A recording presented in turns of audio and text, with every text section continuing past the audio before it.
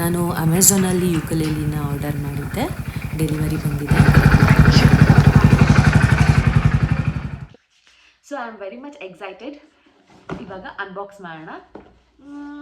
ಎಲ್ಲರಿಗೂ ಸ್ಕೂಲ್ ಲೈಫಲ್ಲಿ ಕೆಲವ್ರಿಗೆಲ್ಲ ಇಷ್ಟ ಇದೆ, ನಾವು ಸಿಂಗರ್ಸ್ ಆಗಬೇಕು, ಗಿಟಾರಿಸ್ಟ್ ಆಗಬೇಕು, ಆ ಥರ ಎಲ್ಲ. ನನಗೂ ಇಷ್ಟ ಆಯಿತು, ಬಟ್ ಅಫ್ಕೋರ್ಸ್ ಆ ಟೈಮಲ್ಲಿ ಆಗಲಿಲ್ಲ.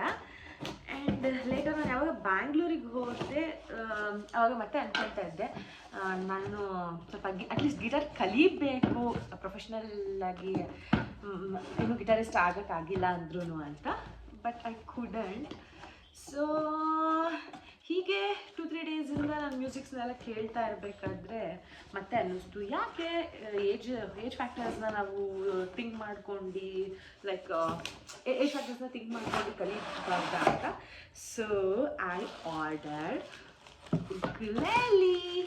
It's here. Wow, very nice. ನಾನು ವಾಲ್ಟ್ ಇನ್ ದ ukulele ಆರ್ಡರ್ ಮಾಡಿದೆ. See, this is, oh, it's very good.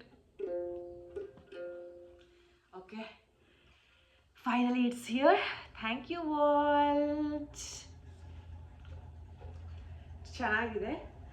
So ನಾನು ನೆಕ್ಸ್ಟ್ ವೀಡಿಯೋಸಲ್ಲಿ ಕೆಲವು ಟ್ಯೂನ್ಸ್ನ ಪ್ರಾಕ್ಟೀಸ್ ಮಾಡಿ ನಾನು ಅದನ್ನು ಅಪ್ಲೋಡ್ ಮಾಡ್ತೀನಿ. ಓಕೆ,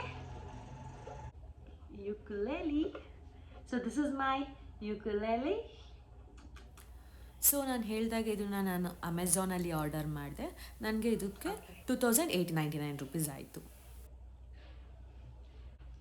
ಅದ್ರ ಜೊತೆ ಸೊ ಈ ಬಾಕ್ಸಲ್ಲಿ ಜೊತೆಗೆ ಬ್ಯಾಗ್ ಸಹ ಕೊಟ್ಟಿದ್ದಾರೆ.